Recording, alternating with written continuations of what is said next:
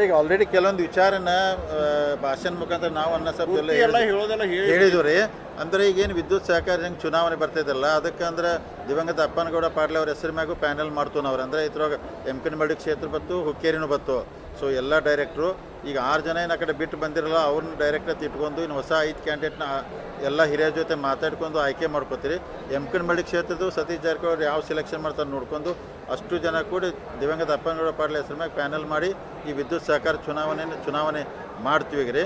So ಅದಕ್ಕೆ ಏನೇನು ಸಂಬಂಧಪಟ್ಟಂಗೆ ಈಗ ಸುಮಾರು ಏನಲ್ಲ ಆಗಸ್ಟ್ ಒಳಗೆ 15 ಒಳಗೆ ಇನ್ನೊಂದು ದೊಡ್ಡ ಪ್ರಮಾಣ ಸಭೆ, ಒಂದು 10,000 ಜನ ಸೇರಿಸಿ ಸಭೆ ಮಾಡ್ತೀವಿ. ಖರೆ ಈ ಚುನಾವಣೆ ಪ್ರಚಾರ ಇವತ್ತಿಂದ ಎಲ್ಲ ಡೈರೆಕ್ಟ್ರು ಪ್ರಚಾರ ಶುರು ಮಾಡಿದ್ವಿ.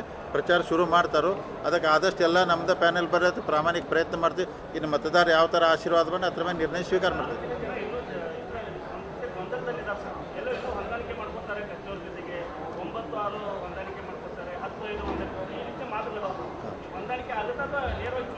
ಇಲ್ಲ ಹೊಂದಾಣಿಕೆ ಆಗೋದು ಯಾಕಂದರೆ ಸ್ಟೇಜ್ ಮೀರಿ ಹೋಗಿಬಿಟ್ಟೈತೆ. ಯಾಕಂದ್ರೆ ನೀವೆಲ್ಲ ನೋಡಿದ್ರಿ, ಇವತ್ತು ನಾವು ಅನ್ನಸಬ್ ಜೊಲ್ಲೆಯವ್ರು ಇಲ್ಲಿ ಬಂದು ಮೀಟಿಂಗ್ ಮಾಡಿದ್ರಿ, ಅವರು ಒಂದು ಪ್ಯಾನೆಲ್ ಮಾಡಿ ಅವರು ತಯಾರಿ ಮಾಡ್ತಾ ಇದ್ದಾರೆ.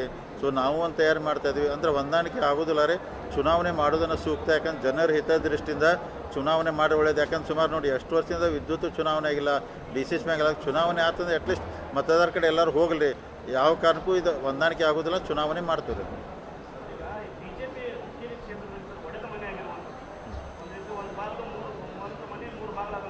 ಇಲ್ಲ ಅದು ಪಕ್ಷದ ವಿಷಯ ಬಂದಾಗ ಬೇರೆ ಪಕ್ಷದ ವಿಷಯ. ಈಗ ಸಹಕಾರಿ ಸಂಸ್ಥೆ ಚುನಾವಣೆ ಇದೆಯಲ್ಲ, ಅಲ್ಲಲ್ಲ ಈಗ ರೀ ನಾವು ಇವತ್ತಿಂದ ಸಹಕಾರಿ ಚುನಾವಣೆಗೆ ಸಂಬಂಧ ಇದ್ರೊಳಗೂ BJP ಅವರು ಬರ್ತಾರೆ ರೀ, ಕಾಂಗ್ರೆಸ್ ಅವರು ಬರ್ತಾರೋ, ಬೇರೆ ಪಾರ್ಟಿಯವರು ಬರ್ತಾರೋ. ಸಹಕಾರಿ ಚುನಾವಣೆಯಲ್ಲಿ ಪಕ್ಷ ಬರೋದಿಲ್ಲ. ಆದರೆ ನಾವು BJP ಮುಖಂಡರಿಂದ BJP ಕಾರ್ಯಕರ್ತರು ತಿಳಿದು ನಾವು ಅಧಿಕೃತವಾಗಿ ಅವ್ರ ಮಂಡಲ ಅಧ್ಯಕ್ಷ ಕರಿಬೇಕಲ್ಲ, ಈ ಚುನಾವಣೆಯಿಂದ ಹೇಳಿದೆವು. ಅಂದರೆ ನೀವು ಹೇಳಿದಂಗೆ ಭಿನ್ನ ಡಿಫ್ರೆನ್ಸ್ ಆಫ್ ಒಪಿನಿಯನ್ ಇದೆ ರೀ. ಸೊ ಆದರೆ ನಾವು ಪಾರ್ಟಿ ವಿಚಾರ ಬಂದಾಗೆಲ್ಲ ಕೂಡಾಗಿರ್ತೀವಿ. ಇದು ಕೋಆಪರೇಟಿವ್ ಇಲೆಕ್ಷನ್ ಅಂದರೆ ಭಿನ್ನಾಭಿಪ್ರಾಯ ಇರ್ತೈತಿ. ನಾವು ಚುನಾವಣೆ ಅವ್ರು ಮಾಡ್ತಾರೆ, ನಾವು ಮಾಡ್ತೀವಿ.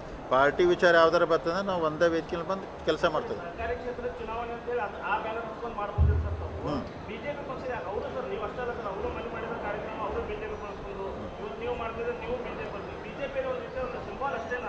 ಇಲ್ಲ ಈಗ ನಾವು ಕರೆದದ್ದು BJP ಮುಖಂಡರ ಮತ್ತು ಕಾರ್ಯಕರ್ತರನ್ನ ಕರೆದೇವು ನಾವು. ಇನ್ನು ಮೇಲೆ ಅದ್ರ ಸಹಕಾರಿ ಪೆನಲ್ ಆದಾಗ ಆಗ್ತದೆ.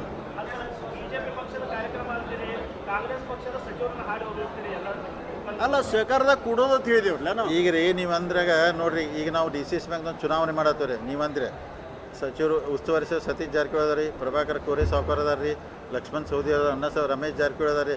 ಈಗ ಬೆಳಗಾವಿ ಜಿಲ್ಲೆಯೊಳಗೆ ನೀವು ಸುಮಾರು 30-40 ವರ್ಷ ಇತಿಹಾಸ ತೆಗೆದು ನೋಡ್ರಿ, ಸಹಕಾರ ಚುನಾವಣೆ ಒಳಗೆ ಎಲ್ಲರೂ ಕೂಡೇ ಮಾಡ್ತಾರೆ. ಈಗ ಹಾಡಿ ಹೋಗ್ಲು ಪ್ರಶ್ನೆ ಬರೋದಿಲ್ಲ. ಈಗ ಅವ್ರು ಉಸ್ತುವಾರಿ ಮಂತ್ರಿ ಆದಾಗಲೂ ಅವ್ರದ್ದು ಸಹಕಾರ ಬೇಕಾಗ್ತದೆ ಚುನಾವಣೆಗೆ. ಅಲ್ಲ ಪಕ್ಷದ ಬ್ಯಾನರ್ ಎಲ್ಲರೂ ಈಗ ಅವರು ಬೆಳೆಸ್ತಾರೆ, ನಾವು ಬೆಳೆಸ್ತಾರೆ. ಹಿಂಗೆ ಎಲೆಕ್ಷನ್ ಆದಾಗ ಹಂಗೆ ಆಗೋದ್ರಿ ಇದ್ರಿ. ಅಲ್ಲ ಇದು ಚುನಾವಣೆ ಆ್ಯಕ್ಚುಲಿ ಚಾಲೂ ಆದಾಗ ಪಕ್ಷದ ಅವಾಗ ಅದು ಬರೋದಿಲ್ಲ, ಎಲ್ಲ ಕೂಡಿ ಹೋದಿದ್ದಾವೆ. ಈಗ ಡಿ.ಸಿ.ಸಿ ಬ್ಯಾಂಕ್ ಮೀಟಿಂಗ್ ಕರೆದು ಅಷ್ಟೇ ಕರ್ದೇವಲ್ಲ. ಡಿ.ಸಿ.ಸಿ ಬ್ಯಾಂಕ್ ರೀ ಸುಮಾರು 26 ವರ್ಷದಿಂದ ಯಾವುದೂ ಚುನಾವಣೆ ಹುಕ್ಕೇರಿ ತಾಲೂಕಲ್ಲಿ ಆಗಿಲ್ಲ ರೀ. ಅದಕ್ಕೂ ನಾವು ಎಲ್ಲರೂ ಎಮ್ಕನಮಳ್ಳಿಯಲ್ಲಿ 28 ಕ್ಷೇತ್ರ ಅಂದರೆ PKPS ಅದಾವ್ರಿ. ಇಲ್ಲೆಲ್ಲ ನಾವು ರಾಜೇಂದ್ರ ಪಾಟೀಲ್ ಎಲ್ಲ ಹಿರಿಯರ ಜೊತೆ ಮಾತಾಡ್ತಾ ಇದ್ದೀವಿ ರೀ. ಸೊ ಅಂದರೆ ಈ ಸಲ ಚುನಾವಣೆ ಮಾಡಿಸೋನು ರಿಸಲ್ಟ್ ಏನೇ ಆಗಲಿ, ಚುನಾವಣೆ ಆಗಲಿ. ಯಾಕಂದ್ರೆ ಅಂತಂದರೆ ಅದಕ್ಕೆ ನೋಡಿ ಯೋಗ್ಯ ಒಳ್ಳೆ ಕ್ಯಾಂಡಿಡೇಟ್ ಹಾಕಿ ಡಿ.ಸಿ.ಸಿ ಬ್ಯಾಂಕ್ ಚುನಾವಣೆ ಹುಕ್ಕೇರಿ ತಾಲೂಕು ಮಾಡಿಸ್ತೀವಿ ಸಲ. ಇಲ್ಲ ನಿಮ್ಗೆ ಏನಿಲ್ಲ, ಯಾಕಂದ್ರೆ ಅನ್ನಸಬ್ ಜೊಲ್ಲೆ ಅವರು ಆ ಫ್ಯಾಕ್ಟ್ರಿಗೆ ಯಾರೂ ಒಂದು 25 ಕೋಟಿ ಲೋನ್ ಕೊಡೋ ಪರಿಸ್ಥಿತಿ ಹಾಕಿಲ್ರಿ. ಅಂಥದ್ರೊಳಗೆ ಇವ್ರು ದೊಡ್ಡ ಮನಸ್ಸು ಮಾಡಿ 100 ಕೋಟಿ ಇನ್ವೆಸ್ಟ್ಮೆಂಟ್ ಮಾಡಿದ್ದಾರೆ. ಮಾಡಿದಂಥವ್ರು ಇನ್ನೂ 200 ಕೋಟಿ ಇನ್ವೆಸ್ಟ್ ಮಾಡೋಕೆ ರೆಡಿ ಇದ್ದರು ಅವರು. ಆದರೂ ಇವರೆಲ್ಲರೂ ಡೈರೆಕ್ಟ್ರುಗಳಿಗೆ ಏನೋ ಭಿನ್ನಾಭಿಪ್ರಾಯ ಬಂದು ಮತ್ತು ಅವ್ರ ಪೊಲಿಟಿಕಲ್ ಏನು ಹೇಳಿದ್ರೋ ಗೊತ್ತಿಲ್ಲ. ಅದಕ್ಕೆ ಈಗ ಹೋದ್ರೆ ಅವ್ರೆ ಇನ್ನು ಹೊಳ್ಳಿ ಏನಾರು ಮತ್ತೆ ನಮ್ಮ ಕಡೆ ಬಂದ್ರೆ ಕೇಳ್ತಾನೆ ಅವ್ರು ಏನಂತ.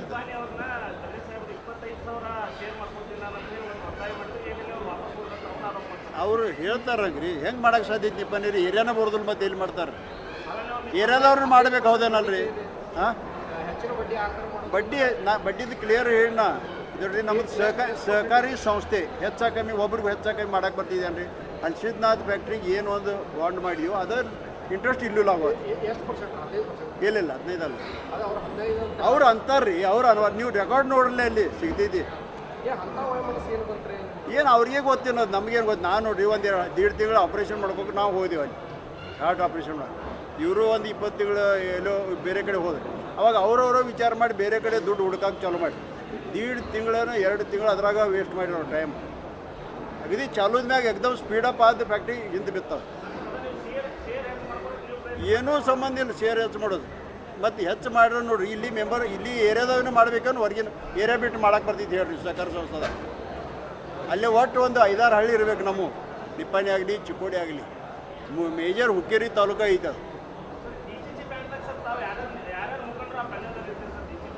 ಈಗ ಹೇಳಿದ್ರಲ್ಲ ರೀ ಅಂದ್ರೆ ನಾವು ಏನು ಒಂದು ಪ್ಯಾನೆಲ್ ಮಾಡಿದ ನೋಡ್ರಿ ಅದ್ರಾಗ ರೀ ಸತೀಶ್ ಜಾರಕಿಹೊಳಿ ಅವ್ರು ಅದಾರ ರೀ, ಕೋರೆ ಸಾವ್ಕಾರ್ ಅದಾರು, ಅನಸಬ್ ಜಲ್ಲಿ ಅದಾರು, Gokak M L A Ramesh Jarkiholi ಅವರು, ಲಕ್ಷ್ಮಣ್ ಸವದಿ ಎಲ್ಲರೂ ಕೂಡಿ ಅಂದ್ರೆ ಮಾಡತ್ತಾರೆ. ಯಾಕಂದ್ರೆ ಮೊದಲಿಂದ ಮಾಡಿದ ಪದ್ಧತಿ ಇದೆ ಹಂಗೆ ಮಾಡತ್ತೆ. ಯಾಕಂದ್ರೆ ಪಾರ್ಟಿ ಲೈನ್ ಮ್ಯಾಗ ಅದನ್ನ ಇಲೆಕ್ಷನ್ ಮಾಡೋಕೆ ಆಗೋದಿಲ್ಲ ರೀ. ಅದಕ್ಕೋಸ್ಕರ ಈಗ ಹುಡುಕ್ತೂರ ಚಲೋ ಕ್ಯಾಂಡಿಡೇಟ್ ಹುಡುಕಿರಿ ಇರ್ಬೋದು, ಬರ್ಬೋದು, ಅವರು ಕೇಳ್ಬೋದು.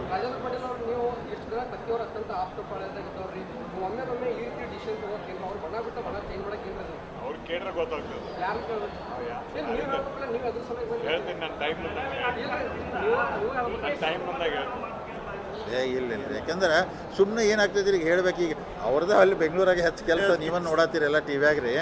ಸೊ ಅವ್ರು ಯಾರಿಲ್ಲ ಸುಮ್ಮನೆ ಹೇಳ್ತಾರೆ ರೀ. ಮತ್ತು ಈಗ ಎಲ್ಲರೂ ಕೆಲವೊಂದು ಎಮ್ ಎಲ್ ಎಗಳು ತಾವು ನಿಲ್ಲಬೇಕು, ಮಿನಿಸ್ಟ್ರ್ ಅವ್ರ ಮಕ್ಕಳು ನಿಲ್ಬೇಕು, ಹಿಂಗೆಲ್ಲ ಚರ್ಚೆಗಳು ನಡೆದವ್ರೆ. ಇನ್ನೂ ಯಾರು ನಿಲ್ತಾರೋ ಯಾರು ಬಿಡ್ತಾರೋ ಸೆಪ್ಟೆಂಬರ್ ಎಂಡಿಗೆ ಫೈನಲ್ ಆಗೋದು. ಅಕ್ಟೋಬರ್ 19 ಇರೋದ್ರಿಂದ ಡಿ ಕೆ ಶಿವಕುಮಾರ್ ಸುಮ್ಮನೆ ಹೆಸರು ಓಡಿಸ್ತಾರೆ. ಅವ್ರು ಯಾಕೆ ಅವರು ಎಲ್ಲ ಕೆಲಸ ಬಿಟ್ಟು ಇದ್ರಾಗ ಇನ್ವಾಲ್ವ್ ಆಗೋದಿಲ್ಲ ಅಂತ ನನಗೆ ಅನ್ನಿಸ್ತೈತೆ ರೀ. ಇರ್ತಾರೆ ಅದಕ್ಕೆ ಏನು ಅಪೋಸಿಟ್ ಪೆನಲ್ ಯಾವಾಗ ಆದ್ಮೇಲೆ ಗೊತ್ತಿಲ್ಲ, ಆದ್ಮೇಲೆ ಗೊತ್ತಾಗೋದಿಲ್ಲ.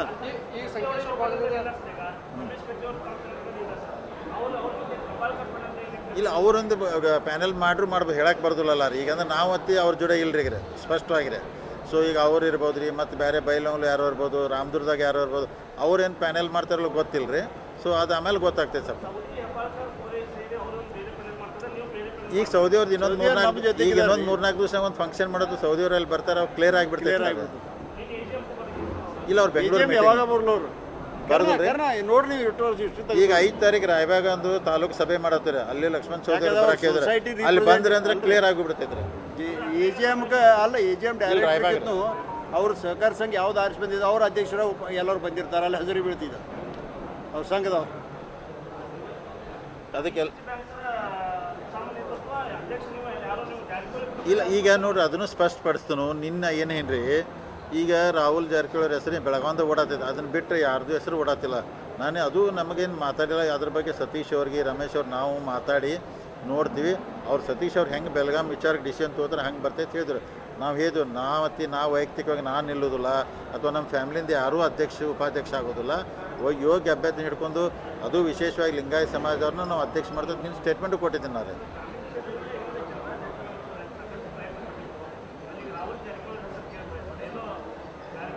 ಅವ್ರು ಬೆಳಗಾವಿಗೆ ಟ್ರೈ ಮಾಡ್ತಾಯಿಲ್ಲ, ಅವ್ರು ಖಾನಾಪುರಕ್ಕೆ ಟ್ರೈ ಮಾಡ್ತಾ ಇದ್ದಾರೆ ರೀ. ಚಂದ್ರರಾಜ್ ಎಟ್ಟಿಗಳು ಅವ್ರಿ ಅಲ್ಲಿ ಇಲ್ಲಿ ಬೆಳಗಾವಿಗೆ ಯಾರು ಟ್ರೈ ಮಾಡ್ತಾಯಿಲ್ಲ. ನಮ್ಮ ಕ್ಯಾಂಡಿಡೇಟ್ ಅನೌನ್ಸ್ ಮಾಡಿದ್ದು ನಾವು ರೀ.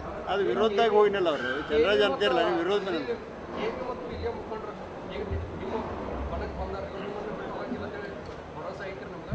ಭರೋಸೆ ಇದ್ದಂತ ಮಾಡ್ತೀವ್ರಲ್ಲ, ಭರೋಸೆ ಐತೆ ಅಂತ ಮಾಡ್ತೀವ್ರಿ.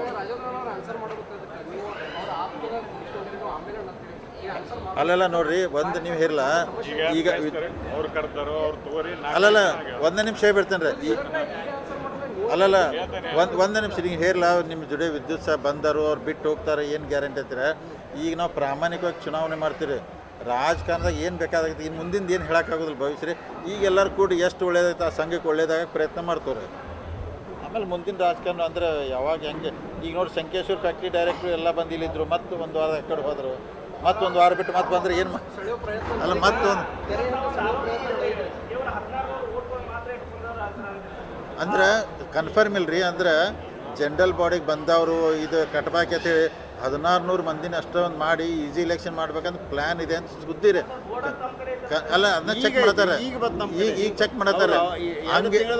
ಹಂಗಿತ್ತಂದ್ರೆ ಭಾರಿ ಡೇಂಜರ್ ಅದು. ಯಾಕಂದ್ರೆ ಭಾಳ ಸಮಸ್ಯೆ ಆಗ್ತೈತೆ ರೀ. ಅದಕ್ಕೆ ನಾವು ಸರ್ಕಾರದಾಗ ಹೈಕೋರ್ಟ್ಗೆ ಹೋಗಿ ಅಷ್ಟು ಮಂದಿ ವೋಟಿಂಗ್ ಪವರ್ ತಂದು ಬಿಡ್ತೀವಿ ರೀ. ಅದ್ರ ಜೊತೆ 15,000 ಮೆಂಬರ್ಶಿಪ್ಪನ್ನು ಪೆಂಡಿಂಗ್ ಇಟ್ಟಾರೆ. ಅದನ್ನು ಮೆಂಬರ್ಶಿಪ್ ಮಾಡಿ ಅವು ಬಂದುಬಿಟ್ಟು ಹೆಚ್ಚು ಎರಡು ಕಡೆ ಅದ. ಇಲ್ಲ ಅಂದ್ರೆ ಅದು ಮಾಡಿದ ಲಿಸ್ಟ್ ಅಲ್ಲ, ಅದು ಹಳೇದು ಐತೆ ಲಿಸ್ಟ್. ಹೊಸದಲ್ಲ, ಹಳೆಯವು ಕನೆಕ್ಷನ್ ಕೊಟ್ಟಿದ್ದಾರೆ. ಒಂದು ತಪ್ಪೇನು ಮಾಡಿದರು, ಮೆಂಬರ್ ಮಾಡಿ ಕನೆಕ್ಷನ್ ಕೊಡಬೇಕಿತ್ತು ಅವ್ರಿಗೆ, ಅದನ್ನು ಮಾಡಿಲ್ಲ. ಯಾವುದೇ ನೋಡ್ರಿ ಸಹಕಾರ ಸಂಸ್ಥೆಗೆ ಏನೋ ಕೆಲಸ ಮಾಡೋಕೆ ಮೆಂಬರ್ ಮಾಡೇ ಮಾಡಬೇಕು. ಅದನ್ನು ಮಾಡಿಲ್ಲ ಅವರು, ಅದನ್ನು ತಪ್ಪು ಮಾಡಿದ್ರೆ ಅದಕ್ಕೆ ನಾವು ರಿವಾರ್ಡ್ ಮಾಡ್ತೀವಿ. ಡಿಸಿಸಿಗೆ MLA ಅಭ್ಯರ್ಥಿಗಳು ಸ್ಪರ್ಧಿಸ್ತಿದ್ದಾರೆ. ನೀವು ಆಲ್ರೆಡಿ ಹೇಳಿದರೆ ಸೆಕೆಂಡ್ ಲೈನ್ ಲೀಡರ್ಗಳಿಗೆ ಅವಕಾಶ ಕೊಡ್ತೀವಿ ಅಂತೇಳಿ ಈಗ ಕೊಡ್ತೀರೋ ಅಥವಾ ಮಾಜಿಗಳಿಗೆ ಅಲ್ಲಲ್ಲ, ನಾವು ನನ್ನ ವೈಯಕ್ತಿಕ ರೀ ನಾ ಅಂದೆ ಈಗ ನಮ್ಮ ಕ್ಷೇತ್ರದ ನಾವು ಸೆಕೆಂಡ್ ಲೈನ್ ಕೊಡ್ತೀವಿ. ಈಗ ಬೇರೆ ಅವ್ರು MLA ಅವ್ರು ನಿಲ್ತು ಅಂದ್ರೆ ನಮಗೇನು ಮಾಡೋಕ್ಕಾಗೋದಿಲ್ಲ ರೀ. ಅಂದ್ರೆ ನಾವಂದ್ರೆ ಸೆಕೆಂಡ್ ಲೈನ್ ಲೀಡ್ರಿಗೆ ಬೆಳೆಸಿಬಿಟ್ರೆ ಅಲ್ಲಿ ಕಳಿಸಿದ್ರೆ ಚಲೋ. ಇಲ್ಲೂ ನಾವು ಅಲ್ಲೂ ನಾವು ಇರಬಾರ್ದು ನನ್ನ ವೈಯಕ್ತಿಕ ವಿಚಾರ ರೀ. ಸೊ ಅವ್ರವ್ರು ಬೆಳೆಸಿಲ್ಲ ನಾವನ್ನಿಲ್ಲವ್ರೆ ಅಂದ್ರೆ ನಮ್ಗೆ ಕ್ವಶನ್ ಮಾಡೋಕ್ಕಾಗೋದಿಲ್ಲ ರೀ. ಈ ವರ್ಷ ಯಾಕೆ ಎಷ್ಟು ಡಿಸಿಷನ್ ಹೈ ವೋಲ್ಟೇಜ್ ಆಗೈತೆ? ಈಗ ನಮಗೂ ತಿಳಿವಾತು ಒಟ್ಟಾರೆ ಅದಕ್ಕೆ ನೋಡತ್ತೀವಿ ಅಲ್ಲ.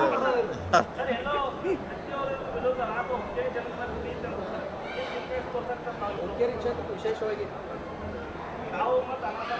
ಹಾಂ, ಈಗ ನಾ ಏನೆಲ್ಲ ನೋಡ್ರಿ, ಈಗ ಅಕಸ್ಮಾತ್ ನಾವಾಗೆ ಬಂದು ಯಾವುದೂ ಚುನಾವಣೆ ನೋಡೋಕೆ ನಮ್ಮ ಮನಸ್ಸಿರಕ್ಕಲ್ಲ. ಅಲ್ಲೇ ಕೆಲವೊಂದೆಲ್ಲ ಸಮಸ್ಯೆ ಬಂದು ಅವರೆಲ್ಲ ನಮ್ಮ ಕಡೆ ಬಂದಾಗ ಈಗ ನಾವು ಅವ್ರನ್ನ ಕೈ ಬಿಟ್ಟು ಹೋದ್ರೆ ಅಂದರೆ ರಾಜಕಾರಣದಾಗ ಯಾರೂ ನಂಬೋದಿಲ್ಲ. ಈಗ ಚುನಾವಣೆ ಮಾಡ್ತೀವಿ, ರಿಸಲ್ಟ್ ಏನಾಗ್ತೈತಿ ಅದು ಮತದಾರ ಕಡೆ ಬಿಟ್ಟಿದ್ರೆ ಖರೆ ಅವ್ರಿಗೋಸ್ಕರ ಜನರಿಗೋಸ್ಕರ ಚುನಾವಣೆ ಮಾಡಲೇಬೇಕು. ಅಂದರೆ ಯಾರ ಮೇಲೆ ಪ್ರೀತಿ ದ್ವೇಷ ಅಂತಲ್ರಿ, ನಮ್ಮ ಜೊತೆ ಬಂದವ್ನ ಕೈ ಬಿಡಬಾರ್ದು. ನಾವೇನು ಅವ್ರಿಗೆ ಕರೆಯಕ್ಕೆ ಹೋಗಿಲ್ಲ, ಅವರಾಗಿ ನಮ್ಮ ಹತ್ರ ಬಂದಾರ. ಹಾಂ ಹ್ಞೂ ರೀ ಹಾಂ, ಈಗ ಅವ್ರು ಬಂದರಂದ್ರೆ ಅವ್ರನ್ನ ನಾವು ನನ್ನ ವೈಯಕ್ತಿಕ ವಿಚಾರ ಅವರೇ ನಿಲ್ಲಬೇಕು, ಇನ್ನು ಹೊಸ ಬೇರೆ ಮಾಡಬೇಕು. ನಾ ಏನಿಲ್ಲ ರೀ, ಗೆಲ್ಸೋದು ಬಿಡೋದು ಜನರ ಕೈ ಆಗಿರ್ತೈತಿ.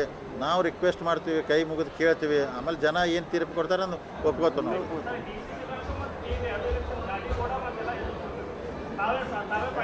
ಗಾಡಿ ಕೂಡ ಕೊಡ್ತೀವಿ ರೀ,